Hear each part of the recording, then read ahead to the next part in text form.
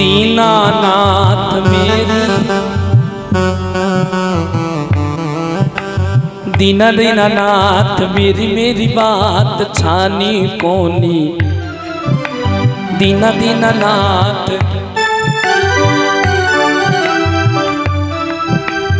आंखड़ियाँ चुरा के बाबा झांसी कठ मेरे से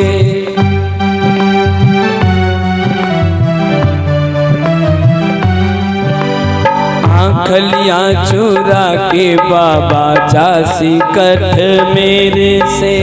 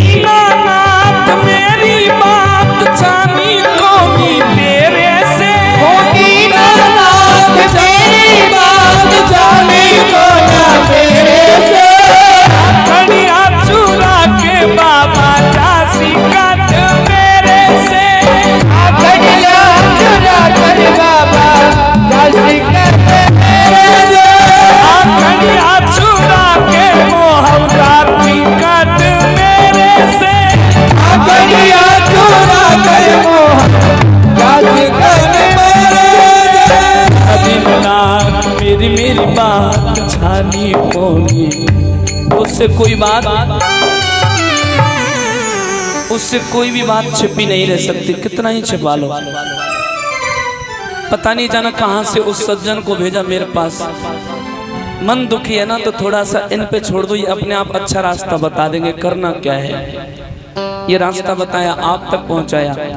कोई कोई होता है बुलाने वाला, यदि सच्चे मन से बुलाओगे भगवान जरूर आएंगे।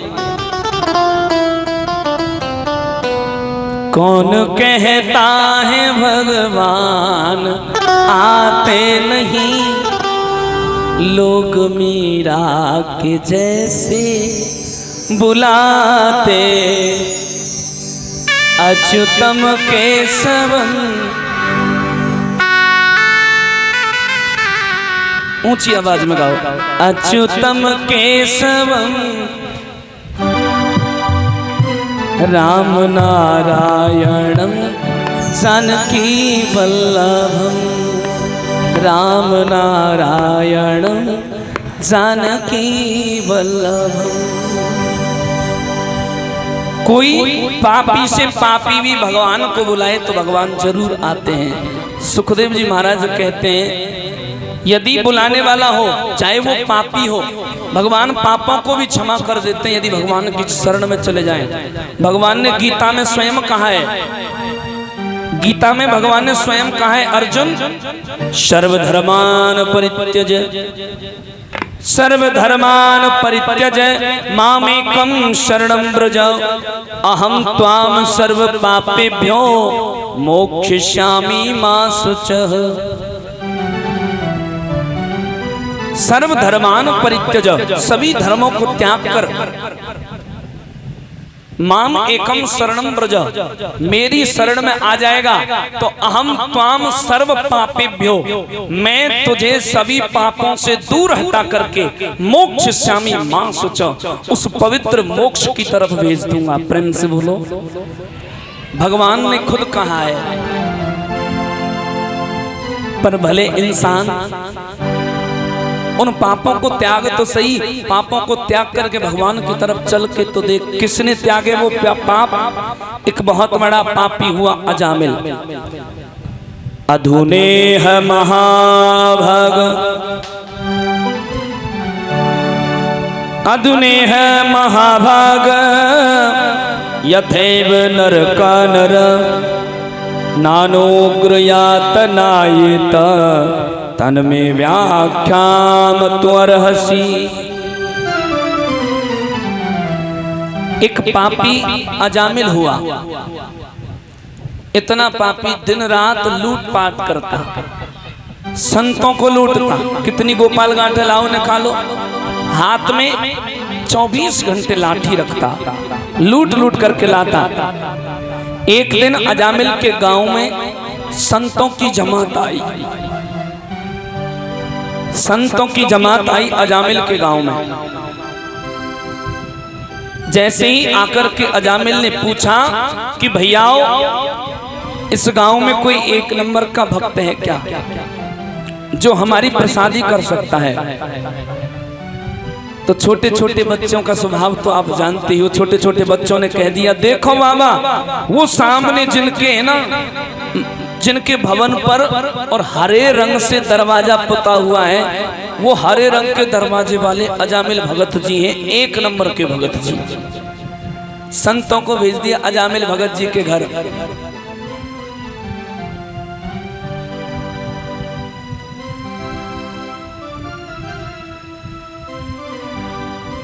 संतों ने जाकर के अजामिल का दरवाजा खटखटाया। दरवाजे को खटखटा करके जैसे ही संतों ने देखा, सामने से एक स्वभाव से ऐसी लग रही हो मानो आध्यात्मिक प्रवृत्ति की है, अजामिल की पत्नी आई। अजामिल की पत्नी ने आकर के कहा, बोलो महाराज कहां से आए हो, कौन हो? संतों ने कहा, अजामिल भगत जी का घर यही है क्या? अजामिल की पत्नी कहने लगी, अजामिल और भगत जी कब से? बाबा किसने कहा अजामिल भगत जी कब से हो गए?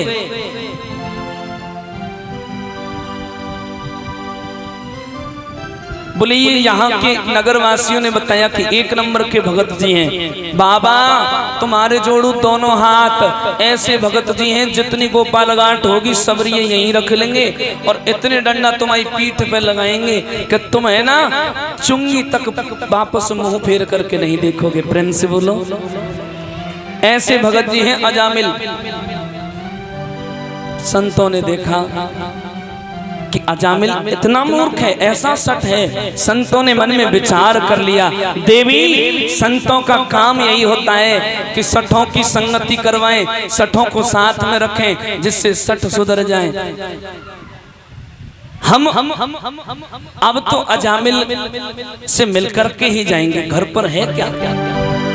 अजामिल की पत्नी बोली, बाबा अभी आता होगा थोड़ी देर में, अभी आएगा क्या?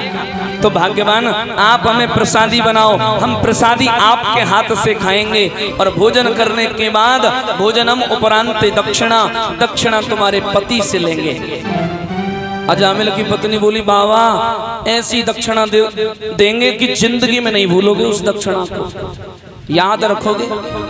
चले जाओ तुम्हारे हाथ जोड़ू। संत जबरदस्ती बैठ गए अजामिल के घर में। और संत जहां भोजन करने जाते हैं ना, संतों का एक नियम होता है कि संत जब भी भोजन करते हैं तो संकीर्तन करते हैं, हर हर महादेव शंभु काशी विश्वनाथ गंगे। हर महादेव शंभु काशी विश्वनाथ गंगे। हर हर महादेव शंभु काशी विश्वनाथ गंगे। हर हर महादेव शंभु काशी विश्वनाथ गंगे। काशी विश्वनाथ गंगे, काशी अमरनाथ गंगे। काशी विश्वनाथ गंगे, काशी अमरनाथ गंगे।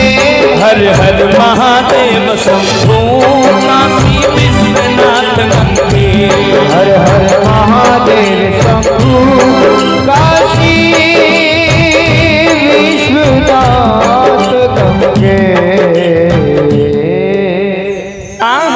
जैसे ही संतों ने कीर्तन गाया, अजामिल की पत्नी बोली, बाबा पहले ही इतनी बड़ी आफत गले लगा ली है, चुपचाप तो बैठे रहो। दूर से ही सुन लेगा तो लाल पीला हो जाएगा। संत कीर्तन गा रहे, संतों को भोजन करके तृप्ति दिलाई अजामिल की पत्नी ने।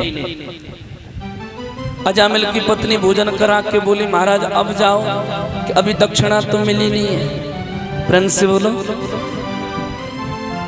संत इंतजार करने लगे अजामिल का। थोड़ी देर बाद में ही देखा कि दूर अजामिल आ रहा है, हाथ में लाठी है। लाठी लेकर के, दोपहरी का समय है, दोपहर का समय है, दौड़ता हुआ अजामिल आ रहा है। अजामिल की पत्नी समझ गई दोपहर का समय है, क्रोध में होगा। संतों का दरवाजा बंद कर दिया, महाराज थोड़ी देर शांत हो जाओ। दूसरे दरवाजे से निकली अजामिल की पत्नी, निकल के दूसरे दरवाजे से बाहर पहुंच गई। अजामिल से जाकर के पहले ही भेंट करी, भेंट करके लेकर के आई। अजामिल को चारपाई पर बिठाया, शीतल जल पिलाया, पंखे से हवा करने लगी। और जब देखा कि अजामिल का अब थोड़ा क्रोध शांत हुआ है, गर्मी शांत हुई है, तो अजामिल की पत्नी दोनों हाथ जोड़ करके बोल पड़ी महाराज आज हमारे घर संत आए। जैसे सुना अजामिल ने संत आए, एकदम क्रोध में आ गया, तूने घर में क्यों आने दिया? अजामिल की पत्नी बोली धीरे से बात नहीं कर सकते क्या?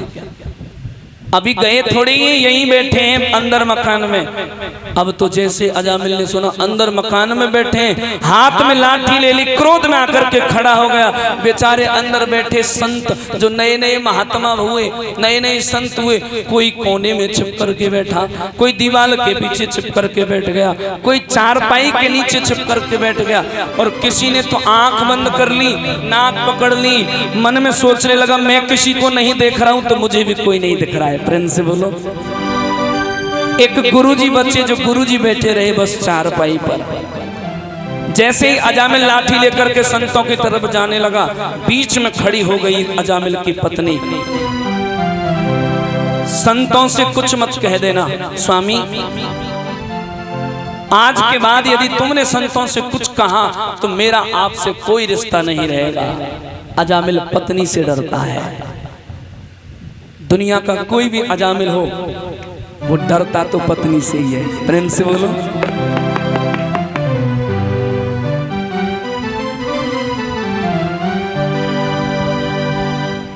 अजामिल पत्नी से, पत्नी के सामने जरूर झुकेगा। दुनिया की कोई ताकत अजामिल को झुका नहीं सकती, पर एक ताकत परमात्मा ने ऐसी बनाई है कि अजामिल को झुका सकती है। प्रेम से बोलो। अजामिल बोला तो ठीक है, पर इनसे बोलो यहां से जाओ, निकलो मेरे घर से।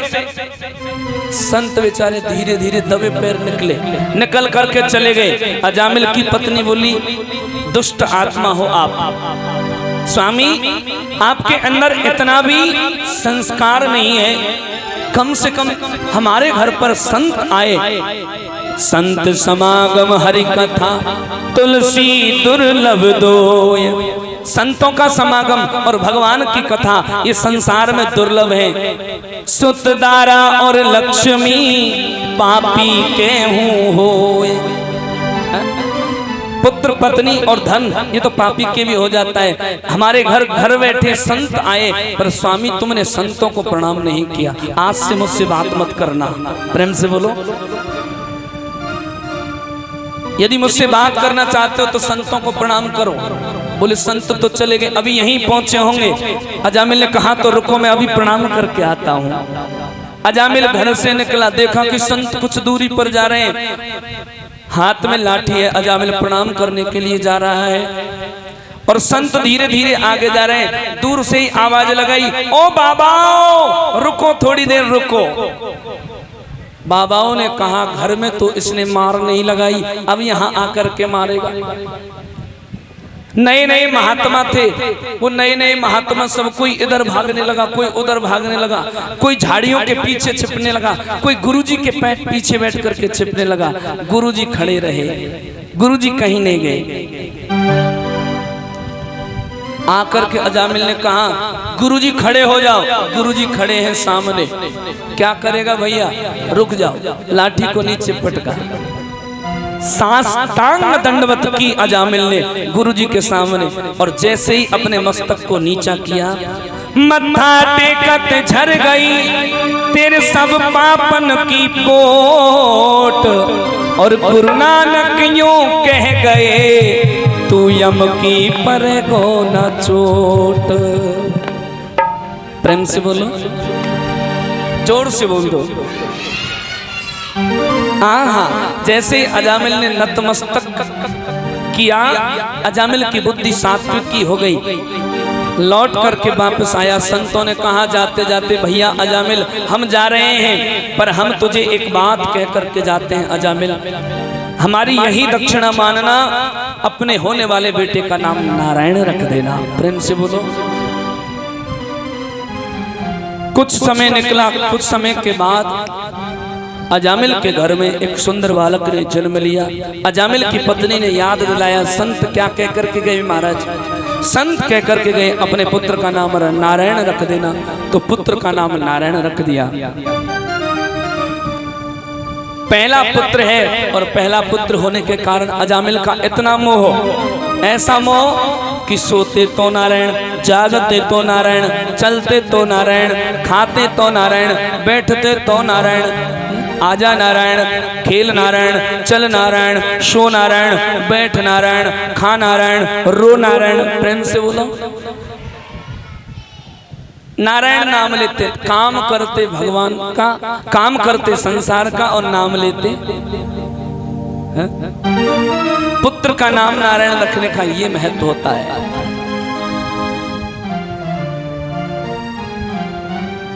धीरे धीरे समय निकला, नारायण बालक बड़ा होने लगा।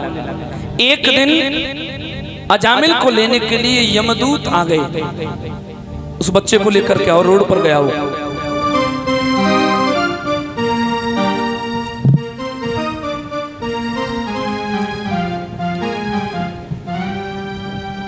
एक दिन यमदूत आए अजामिल को लेने के लिए। यमदूत अजामिल को ले जाने लगे, और उस दिन पुत्र नारायण खेलने चला गया। दूरे क्रीडनकम आसक्तं, दूरे क्रीडनकासक्तं, पुत्रं नारायणं ह्रियम् प्लावितेन स्वरोण उच्चैः आजुहाव कुलेन्द्रिय। दूरे क्रीडनकासक्तं पुत्रम नारायणं ह्रियम्। दूर क्रीडनकम आसक्तम, खेलने के लिए पुत्र नारायण चला गया था, और इधर में अजामिल को यमदूत ले जाने लगे। तो नारायण पुत्र के लिए अजामिल जोर जोर से चिल्लाने लगा, ओ भैया नारायण, आजा भैया नारायण, मुझे ये ले जा रहे हैं नारायण, मुझे ये मार रहे हैं नारायण, बचा ले भैया नारायण। पुत्र के लिए पुकार रहा है अजामिल। और सुन लिया उस नारायण के दासों ने। नारायण के पार्षद अपना विमान लेकर के दौड़े, विमान लेकर के आए। अजामिल को जो ले जा रहे थे यमदूतों को पकड़ा और जोर से पिटाई लगाई। प्रेम से बोलो। ऐसी पिटाई लगाई, यमदूत नारायण को छोड़ करके, अजामिल को छोड़ करके भागने लगे। अजामिल ये सारा दृश्य देख रहा था।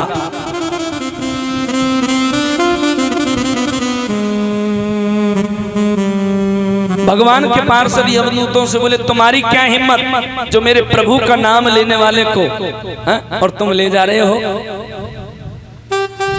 प्रभु को नाम लेने वाले को तुम लेकर के जा रहे हो, तुम्हारी औकात नहीं कि प्रभु का नाम लेने वाले को ले जा सकते हो। और ये सही बात है। पूज्य राजेश्वरानंद महाराज कहते हैं, जानकीनाथ सहाय करे तो कौन बिगाड़े करे नर तेरो। जानकीनाथ सहाय करे तो कौन बिगाड़े करे नर तेरो। भगवान जिसकी रक्षा करते हो उसका कौन बिगाड़ सकता है। ये सब दृश्य अजामिल ने देखा। उसके बाद अजामिल की बुद्धि ऐसी बदल गई कि अजामिल भगवान का नाम नारायण नारायण नारायण नारायण नारायण नारायण जपते जपते पापी से और धर्मी बन गया, बदल गया और अपना जीवन अमर कर लिया, भगवान के धाम को प्राप्त किया। प्रेम से बोलो। सुखदेव जी कहते हैं परीक्षित, भगवान का कोई नाम लेने वाला चाहिए, पापी से पापी भी तर जाते हैं, पापी से पापी का भी उद्धार हो जाता है। अजामिल का उद्धार हुआ। सुखदेव जी कहते हैं परीक्षित, धीरे धीरे वंश आगे बढ़ा। कश्यप की पत्नी दिति के दैत्य हुए और अदिति के देवता हुए। दैत्यों के गुरु बृहस्पति और देवताओं के गुरु बृहस्पति और दैत्यों के गुरु शुक्राचार्य। एक दिन बृहस्पति रूठ गए, इंद्र बनाने के लिए गया, बृहस्पति जी कहीं नहीं मिले तो जाकर के गुरु बना लिया विश्वरूप को। ये विश्वरूप कौन था? विश्वरूप था शुक्राचार्य का पोता, तुष्टा का पुत्र। विश्वरूप नारायण कवच का पाठ करता था, गुरु बनाया। देवता और दानवों का युद्ध हुआ, देवासुर संग्राम। युद्ध में विश्वरूप ने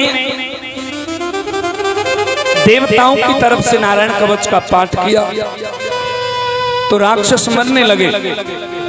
किसी ने आकर के विश्वरूप से कह दिया तू अपने गुरु भाइयों को मार रहा है।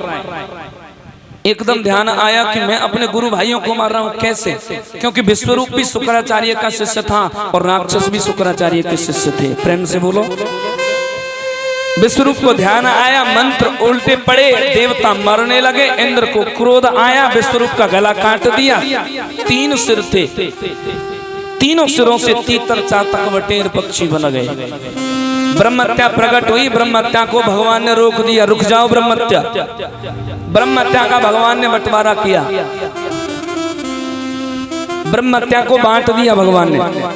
पहला कहां बांटा? पहला दिया तरल पदार्थ को वरदान दिया, तरल पदार्थ को वरदान दिया कि कोई जो जैसा रूप रंग आकार देगा वैसा ग्रहण कर लेगा। दूसरा दिया, और तरल पदार्थ में ब्रह्महत्या का स्वरूप क्या होता है? ब्रह्महत्या का स्वरूप होता है बुलबुले और झाग होते हैं ना, ये फैन। झाग युक्त नहीं पीना चाहिए, दूध या कुछ भी हो, ब्रह्महत्या का दोष लगता है। दूसरा दिया इन पेड़ पौधों को, इनको वरदान दिया कि जब जब काट दिए जाओगे वापस में फूट जाओगे। पुनरुद्ध भवन का वरदान दिया, चैत के महीने में वापस फूट आते हैं ये। इसमें ब्रह्महत्या का स्वरूप है गोंद। तीसरा दिया, धरती माँ को वरदान दिया कि हमेशा हरी भरी बनी रहोगे। और इसमें ब्रह्महत्या का स्वरूप है जो खौरीली भूमि होती है ना, बंजर भूमि, ऊसर भूमि, वो ब्रह्महत्या का स्वरूप है। और चौथी दी इन माता बहनों को, माता बहनों का पक्ष लेकर के माँ धरती ने गाय का रूप धारण करके भगवान से पूछा इनका क्या दोष है, तो वरदान दिया कि इसी से इनको संतान प्राप्ति होगी।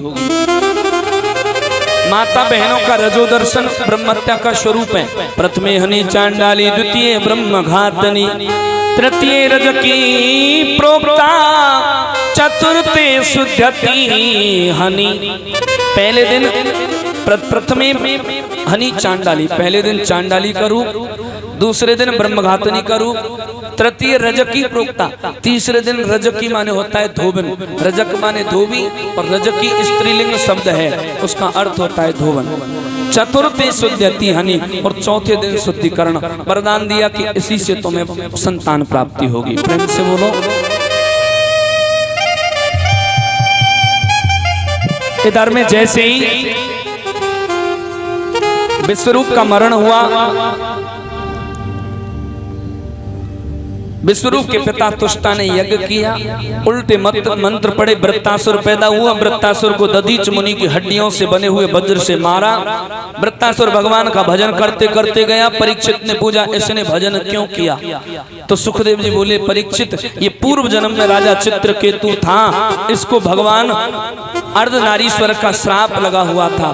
भोलेनाथ और पार्वती अर्धनारीश्वर रूप में कैलाश पर बैठे हुए थे। ये विमान लेकर के जा रहा था, हंसने लगा, देखो कितना बड़ा योगी बनता है, और नारी को गले लगा करके बैठा है। अर्धनारीश्वर स्वरूप पर शंका की, भगवान के किसी भी स्वरूप पर शंका नहीं करनी चाहिए। प्रेम से बोलो। अर्धनारीश्वर स्वरूप पे शंका की तो पार्वती मैया ने श्राप दे दिया कि तू राक्षस हो जा, तो वृत्तासुर बना। प्रेम से बोलो। उसके बाद दिति दुखी हो गई और दिति ने पुंसवन व्रत किया। पुंसवन व्रत कब होता है? शुक्ले मार्गे सिरे पक्षे, मार्गशीर्ष के शुक्ल पक्ष की प्रतिपदा से लेकर के और द्वादशी तक ये व्रत चलता है माह के महीने में। दिति के गर्भ आया, देवता घबराने लगे, इंद्र ने मारना चाहा। इंद्र ने अवसर देखा। एक दिन दिति झूठे मुंह सो गई। मुख के द्वार से इंद्र गर्भ में प्रवेश कर गया और गर्भ के टुकड़े करने लगा। एक गर्भ के 7 टुकड़े कर दिए, फिर भी नहीं मरे। 7 के 7 टुकड़े कर दिए, फिर भी नहीं मरे। हाथ जोड़ करके कहने लगे भैया हम तुम्हारे भाई हैं, हमें मत मारो। एक माँ के तुम हो, एक माँ के हम हैं, बाप तो हमारा एक ही है। प्रेम से बोलो। भैया हमें मत मारो। रोने लगे। इंद्र ने कहा मारो द, रो मत। नाम पड़ गया मरुदगण। मरुदगणों की उत्पत्ति हुई। 49 मरुदगण है। ये कितने मरुदगण हैं? और ये कब चले? ये 49 मरुदगण एक साथ चल जाए ना तो महाराज तूफान आ जाता है, तूफान। और कब चले 49 मरुदगण? तब चले मरुद 49, अट्टाहस कर गरजेऊ, कपिबड़ लाग आकाश। जब हनुमान जी महाराज ने लंका जलाई तब चले ये 49 मरुदगण। मरुदगणों की उत्पत्ति हुई। इसके बाद में देवासुर संग्राम हुआ। देवासुर संग्राम में भगवान ने समझौता कराया। समझौता कराने के बाद में समुद्र मंथन हुआ। समुद्र मंथन में 14 रत्न निकले। भगवान ने अच्छे अच्छे रत्न देवताओं को दे दिए और जो बुरे रत्न थे ना वो राक्षसों को दे दिए। ये पिएंगे, लड़ेंगे, मरेंगे। भाई ये मदिरा कोई देवताओं के पीने का काम नहीं है। मदिरा को तो भगवान ने किन को दिया? राक्षसों को लिए दिया।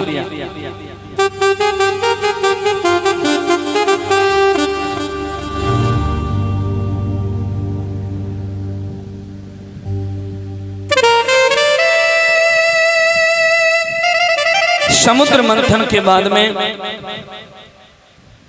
सुखदेव जी कहते हैं परीक्षित इधर में भगवान की भक्ति में बहुत कष्ट झेलने पड़ते हैं। एक राक्षस हुआ जिस राक्षस का नाम था हिरण्यकश्यपु, और हिरण्यकश्यपु ने अपने भाई हिरण्याक्ष के वध का बदला लेने के लिए कठोर तपस्या करने का निर्णय किया। हिरण्यकश्यपु की पत्नी का नाम कयादु था। एक दिन हिरण्यकश्यपु भगवान की तपस्या करने के लिए एक ऊंचे पर्वत पर गया और पर्वत पर जाकर के ओम नमो ब्रह्मणे, ओम नमो ब्रह्मणे, ओम नमो ब्रह्मणे का जाप करने लगा। इधर नारद जी ने देखा कि यदि हिरण्यकश्यपु अपने कार्य में सफल हो गया तो मेरे भक्त बालक का जन्म कैसे होगा। नारद ने तोते का रूप बनाया। तोते का रूप बना करके नारद आया।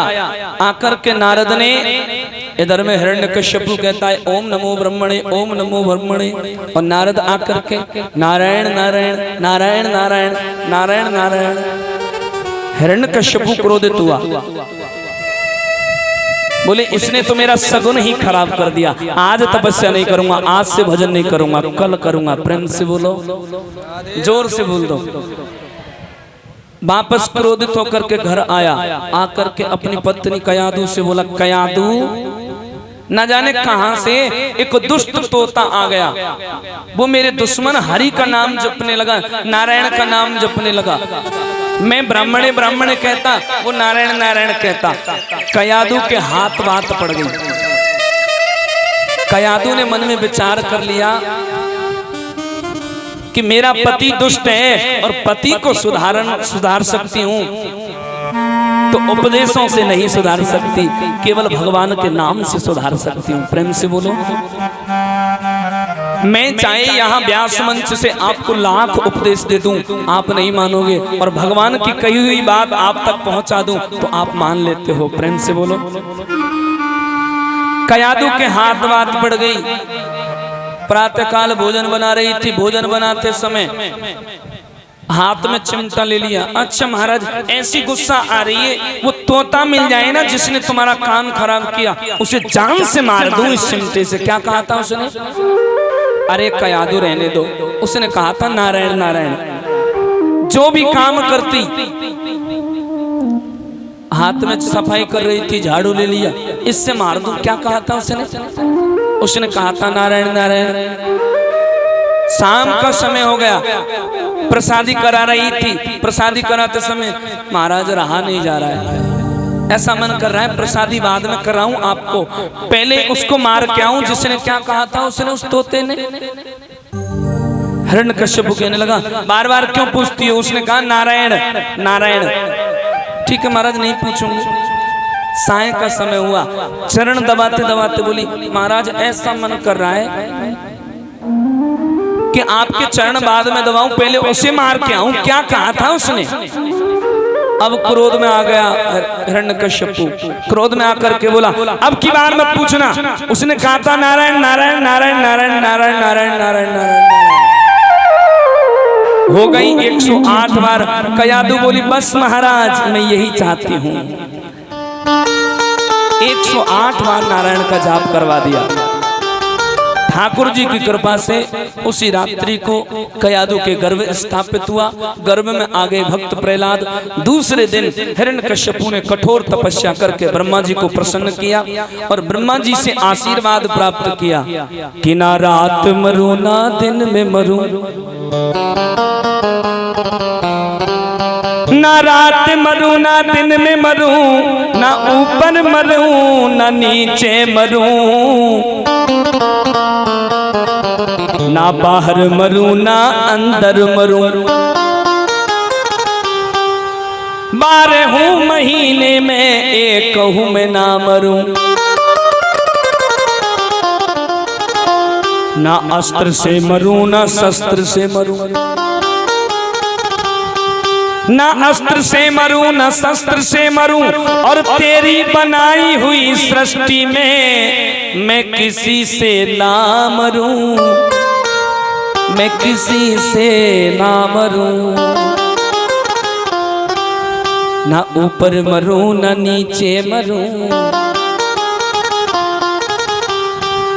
ना आसमां में मरूं ना धरती पे मरूं। ब्रह्मा जी ने कहा फिर किसी चीज से मरेगा भी भैया, पर फंस गए ब्रह्मा जी। हिरण्यकश्यपु को वरदान दे दिया, तथास्तु। हिरण्यकश्यपु वरदान लेकर के आए। हिरण्यकश्यपु ने चारों तरफ त्राही त्राही मचा दी। हिरण्यकश्यपु ने पूरी प्रजा को ऐसा दुखी कर दिया। हिरण्यकश्यपु के राज्य में सब इतने दुखी हो गए, कितने दुखी कि हरि भजन करने के बदले और कंठ पर तलवार थी, कीर्तन गाने के बदले जेल की दीवार थी, जेल की दीवार थी। हरि भजन करने के बदले कंठ पर तलवार थी। कोई हरि का भजन करता हुआ दिखाई देता तो धड़ से अलग करवा देता सिर को। कीर्तन गाता कोई तो जिंदा दीवाल में चुनवा देता। ऐसा अत्याचार मचा दिया। धीरे धीरे समय निकला। हिरण्यकश्यपु के घर में एक बालक ने जन्म लिया। बालक का नाम रखा प्रथमो अल्लादः इति प्रहलाद। पहली खुशी हिरण्यकश्यपु के घर में आई तो नाम रख दिया प्रहलाद। धीरे धीरे बालक प्रहलाद बड़ा हुआ, इतना बड़ा हो गया कि गुरुजी के यहाँ जाने लगा। गुरुजी पढ़ाई करा दे, तुम्हारे पिता जगदीश हैं। पढ़ाई वापस पढ़ के घर आ जाता प्रहलाद। एक दिन प्रहलाद पढ़ने जा रहा था, जाते समय प्रहलाद ने देखा एक प्रजापति बुढ़िया जोर जोर से रो रही है, ऊंचे स्वर में रो रही है। प्रहलाद ने पूछा क्यों रो रही हो? तो प्रजापति बुढ़िया बोली, बेटा मैं इसलिए रो रही हूं कि मेरे जगदीश मेरी पुकार सुन ले। मेरे जगदीश को मैं अपनी पुकार सुना रही हूं। क्यों सुना रही हूं मैया? इसलिए सुना रही हूं बेटा कि जो ये बर्तन पकाने का हवा है ना, इसमें बिल्ली के बच्चे दब गए हैं और धुंधु करके इसमें अग्नि जल रही है। मैं मेरे जगदीश से प्रार्थना कर रही हूँ, जगदीश ये बिल्ली के बच्चे जल करके मर जाएंगे तो मुझे पाप लगेगा, दोष लगेगा। प्रेम से बोलो। प्रहलाद कहने लगा, मैया सच बताना, मेरे पिता जगदीश की प्रार्थना कर रही हो ना तुम? मेरे गुरुजी बताते हैं तुम्हारे पिता जगदीश हैं। प्रजापति बुढ़िया बोली, नहीं तुम्हारे पिता जगदीश नहीं है, वो डुप्लीकेट जगदीश हैं और मैं तो ओरिजिनल जगदीश की प्रार्थना कर रही हूं। मैं परम पिता जगदीश की प्रार्थना कर रही हूं। प्रहलाद बोला, वो कोई और जगदीश है? बुढ़िया बोली, हाँ। बुढ़िया ध्यान से सुन ले मेरी बात, यदि तेरे जगदीश ने तेरी पुकार नहीं सुनी तो तुझे जिंदा जलवा दूंगा। आहा, इतना कहा दैत्य कुल के बालक ने, 5 वर्ष का बालक खड़ा होकर के बुढ़िया की परीक्षा ले रहा है। और यदि तेरे जगदीश ने पुकार सुन ली तो बुढ़िया मैं आज से तुझे अपना गुरु बना लूंगा और तेरे ही जगदीश का भजन करूंगा। प्रजापति बुढ़िया का दिल दुखी हुआ, रोने लगी प्रजापति बुढ़िया। हे ठाकुर जी, ये कौन से धर्म संकट में डाल दिया मुझे? बिल्ली के बच्चे नहीं बचे तो मुझे मरवा दिया जाएगा, और बिल्ली के बच्चे मर गए तो महाराज मुझे दोष भी लगेगा। ऊंचे स्वर में बुढ़िया रोने लगी, प्रभु जगदीश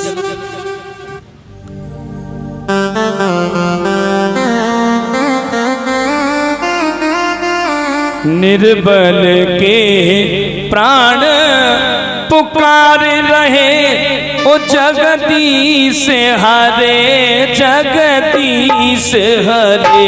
निर्बल के प्राण पुकार रहे, ओ जगदीश हरे जगदीश हरे। सांसों के स्वर झनकार रहे, जगदीश हरे जगदीश हरे। सांसों के स्वर झनकार रहे, ओ जगदीश हरे जगदीश हरे। जगदीश हरे जगदीश हरे, ओ जगदीश हरे जगदीश हरे। जगदीश हरे जगदीश हरे। ओ जगदीश हरे जगदीश हरे। सांसों के स्वर झनकार रहे, जगदीश हरे जगदीश हरे। सांसों के स्वर झनकार रहे, ओ जगदीश हरे जगदीश हरे। ए हरि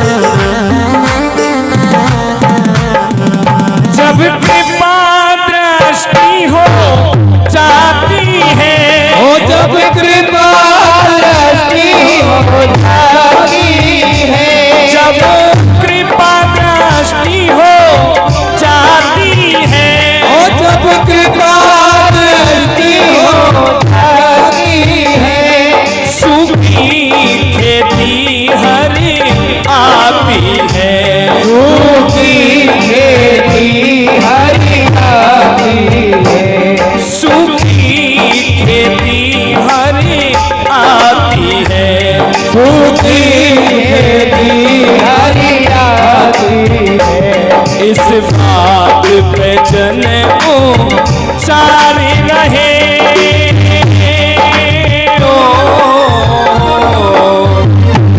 इस बात पे जने को चारी रहे, जगदीश हरे जगदीश हरे। आंसों के स्वर झनकार रहे, ओ जगदीश हरे जगदीश हरे। निर्बल के प्राण पुकारे रहे, जगदीश हरे जगदीश हरे। निर्मल के प्राण पुकार रहे, जगदीश हरे जगदीश हरे। ऊंचे स्वर में रो करके बुढ़िया ने पुकारा, मुख सूख गया यदि रोते हुए, तो निष्ठुर तू मुस्कुराया तो क्या। रोते द्रगलोचन सूझ गए,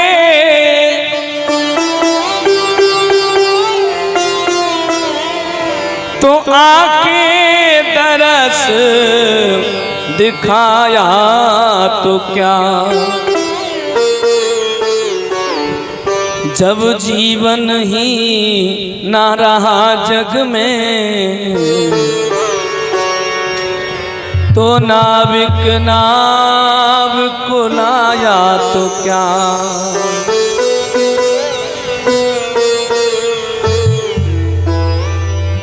मझधार में मैं जब डूब चली,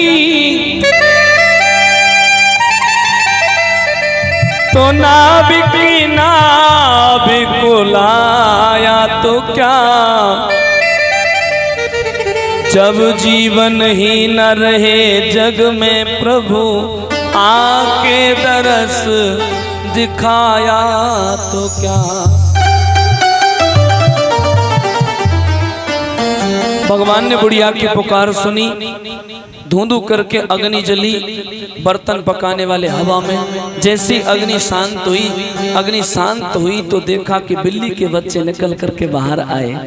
प्रहलाद ने देखा कि बिल्ली के बच्चे बाहर निकल के आ गए, एकदम बुढ़िया के चरणों में गिर पड़ा। प्रेम से बोलो राधे राधे। बुढ़िया, आज से मैं तेरा शिष्य, तू मेरी गुरु, बता तेरे जगदीश का क्या नाम है, आज से उसी का नाम लूंगा।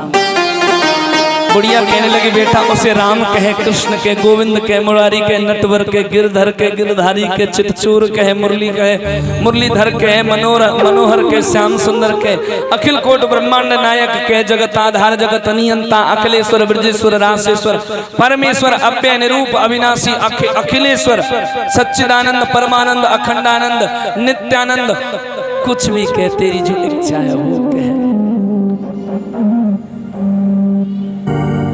प्रहलाद वहां से गया गुरुजी के यहाँ, और गुरुजी कहने लगा, सभी पढ़ो, अपनी अपनी पट्टी पे लिखो कि हिरण्यकश्यपु जगदीश है। प्रहलाद बोला, गुरुजी ये पढ़ाई बंद कर दो, ये पढ़ाई नहीं पढ़नी हमको। कौन सी पढ़ाई पढ़ोगे? तो फिर प्रहलाद अपनी पट्टी लेकर के गुरुजी के पास आए, गुरुजी को पट्टी दी। गुरुजी ये पकड़ो पट्टी, और हमारी पट्टी पर हम कहते हैं वो लिखो, वो लिखना हम सीखेंगे कि क्या। और मेरी पट्टी पे लिखे दो राम राम राम, पे लिख दो राम राम राम, पे लिख दो राम राम राम, पे लिख दो राम राम राम, पे लिख दो राम राम राम। मेरे तन में भी राम, मेरे मन में भी राम, मेरे तन में भी राम, मेरे मन में भी राम, मेरे तन में भी राम, मेरे मन में भी राम, मेरे तन में भी राम, मेरे मन में भी राम।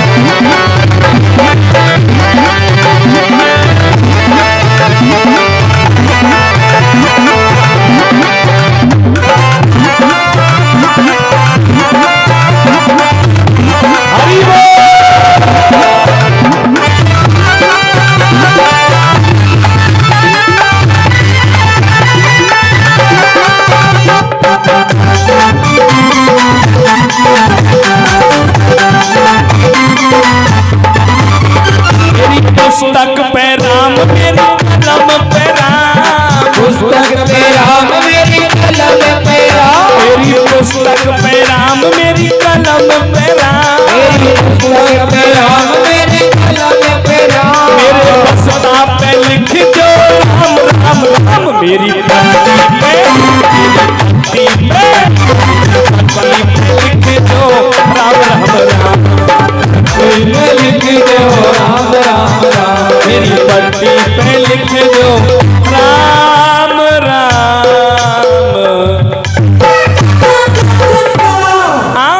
इतना कहा प्रहलाद ने कि मेरी पट्टी पे लिख दो राम राम। गुरुजी ने क्रोध में आकर के प्रहलाद का हाथ पकड़ा। अच्छा क्या कह रहा है? क्रोध में आकर के जैसे ही हाथ पकड़ा प्रहलाद ने वो छोड़ा। प्रहलाद जपने लग गए। प्रहलाद कीर्तन गाने लगे, श्रीमन नारायण नारायण नारायण। और हाथ पकड़ा गुरुजी ने तो गुरुजी में भी करंट लग गया। गुरुजी भी दाढ़ी है फरका के लंगोटी है फैला के नाचने लगे। ओ श्रीमन नारायण नारायण नारायण, श्रीमन नारायण नारायण नारायण, श्रीमन नारायण नारायण नारायण, श्रीमन नारायण नारायण नारायण नारायण।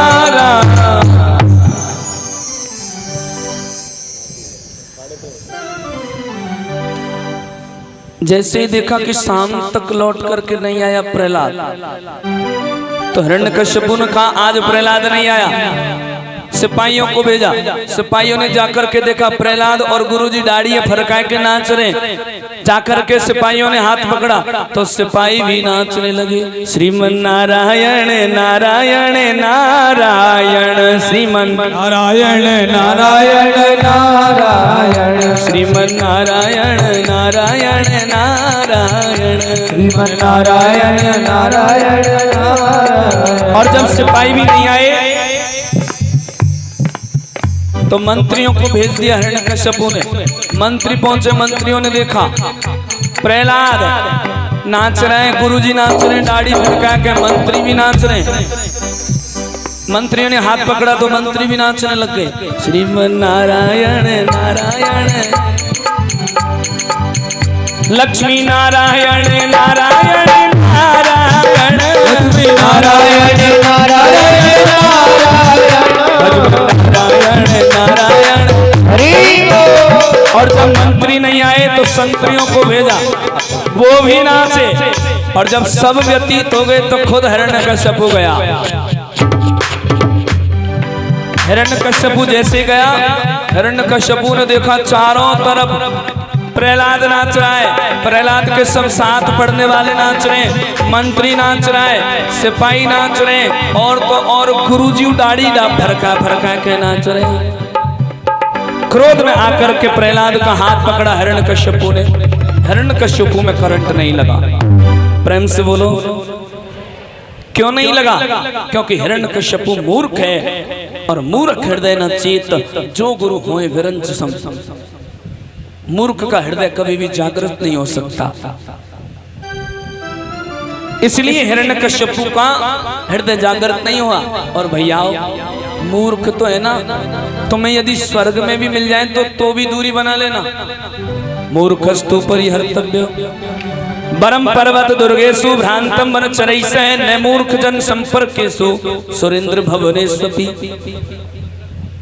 इंद्र के भवन में भी मूर्ख के साथ नहीं रहना चाहिए। हिरण्यकश्यपु ने पकड़ा प्रहलाद का हाथ, खींच करके ले आए। बोले कि अब याद कर, तू किसे याद करता है? क्रोध में आ गया हिरण्यकश्यपु और कैसी कैसी सजाएं दी छोटे से बालक को। कितनी कठोर कठोर सजाएं। पर्वतों की चोटियों से गिराया फिर गया, पर्वतों की चोटियों से गिराया फिर गया, और फिर सुलाया कंटकों पर अंग सारा सी गया। पर्वतों से गिराया फिर भी बच गया, कांटों पर सुलाया फिर भी बच गया, भर के हलाहल का पिलाया, भर के हलाहल का पिलाया, उसको भी बालक पी गया, और मौत से हर तौर लड़के भक्त बालक जी गया। सब यातनाओं को सहन करके प्रहलाद जीवित रहा। अंत में हिरण्यकश्यपु ने कहा ये ऐसे नहीं मरेगा। अपनी बहन होलिका को बुलाया। होलिका से कहा, होलिका आग में जलती नहीं तू, और प्राप्त आस आशीर्वाद कर, गोद में लेकर तू मेरी खाक ये औलाद कर। बस इतना सा काम है भैया। होलिका बोली, हिरण्यकश्यप ने कहा हाँ यही काम है। तो होलिका ने कहा लकड़ियों का अंबार लगवा दो, लकड़ियां चुनवा दो। लकड़ियां चुनवाई गई, अग्नि जलाई गई, अग्नि जलने लगी। अग्नि में होलिका ने प्रहलाद को लेकर के आसन लगा लिया कि सबसे पहले आसन लगाया होलिका ने अग्नि की गोद में, और प्रहलाद ने आसन लगाया होलिका की गोद में। धुंधु करके अग्नि जलने लगी, और जैसे ही अग्नि जलने लगी तो दौड़ कर वैकुंठ से भगवान आ गए गोद में। अग्नि की गोद में होलिका, और होलिका की गोद में प्रहलाद, और प्रहलाद की गोद में मेरे बांके बिहारी लाल की। बांके बिहारी आगे प्रहलाद की तरफ देखने लगे। प्रहलाद घबराना मत। प्रहलाद बांके बिहारी की तरफ देखने लगा, कितना सुंदर स्वरूप है मेरे बांके बिहारी का। प्रहलाद मंद मंद मुस्काने लगा, गोविंद आप होके होते हुए मैं कैसे घबराऊंगा, कितना सुंदर स्वरूप। ऐसा सुंदर स्वरूप, गद गद हो गया प्रहलाद। फूलों में सज रहे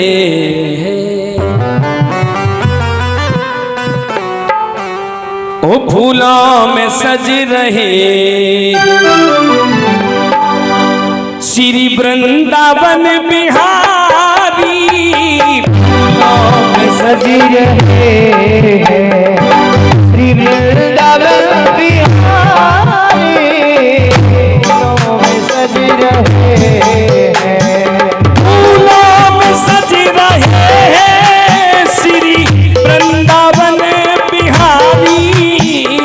फूलों में सज रहे हैं श्री वृंदावन बिहारी। फूलों में सज रहे हैं श्री वृंदावन बिहारी। और साथ सज रही है, और साथ सज रही है सुहाग की दुल्हनी। फूलों में सज रहे श्री वृंदावन बिहारी। फूलों में सज रहे सब मुकुट सिर पर रखा है किसी अदा से। सब कुछ सिर पर रखा है किसी अदा से। सब मुकुट सिर पर रखा है किसी अदा से। रखा है किसी अदा से, रखा है किसी अदा से। करुणा बरस रही है करुणा भरी निगाह से। करुणा बरस रही है करुणा भरी निगाह से। करुणा भरी निगाह से।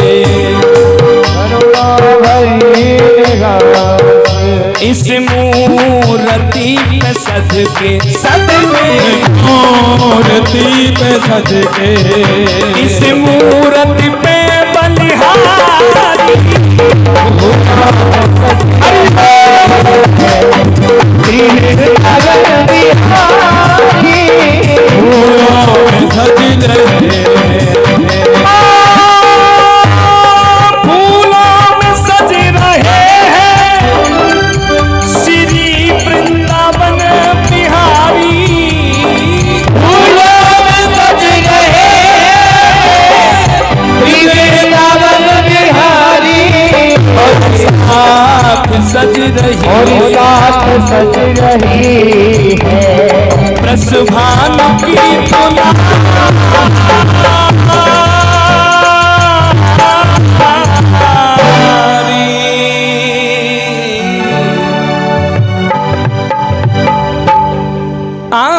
धूंधू कर सोला जली प्रहलाद पर निष्फल गई।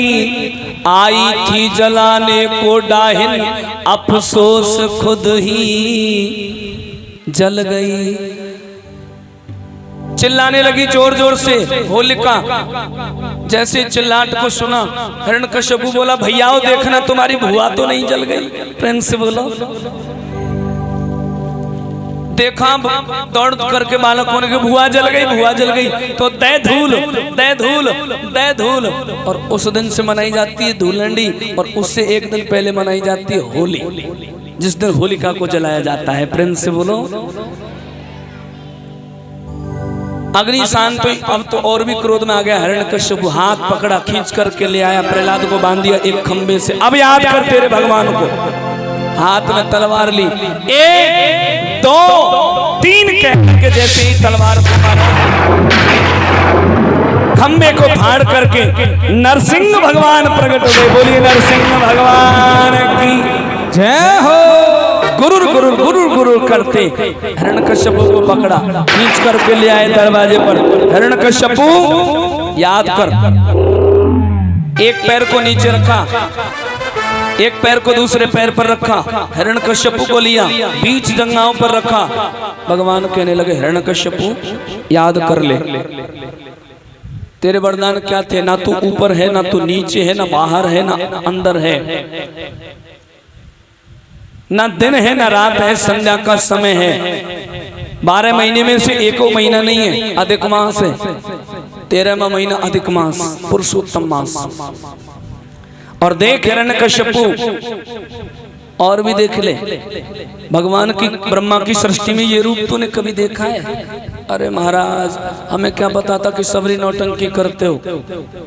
ठीक है, पर मैंने एक और वरदान मांगा था कि ना अस्त्र से न मरूं, ना शस्त्र से मरूं। तो भगवान बोले, हिरण्यकश्यपु देख, ये नाखून है, ना अस्त्र है, ना शस्त्र है। हिरण्यकश्यपु कहने लगे, फिर काय को देर कर रहे हो कन्हैया, का भी तो जन्म होना है, उद्धार करो मेरा। झट से भगवान ने, नरसिंह भगवान ने हिरण्यकश्यपु को छाती में गड़ाए दोनों नाखून, और धड़ाम से छाती को फाड़ दिया। आतड़ियां लेकर के गले में लपेट ली, इधर उधर दौड़ने लगे। प्रहलाद हाथ जोड़ करके प्रार्थना करने लगा, प्रभु मेरे पिता की गलती थी, उसे क्षमा कर दो। लक्ष्मी सामने आई, एक धक्का लगाया लक्ष्मी में। सब देवताओं ने कहा, प्रहलाद तुम ही शांत कर सकते हो। प्रहलाद ने विनती करके भगवान को शांत किया। भगवान बोले, प्रहलाद क्या मांगना चाहता है? प्रहलाद बोले, प्रभु चाहे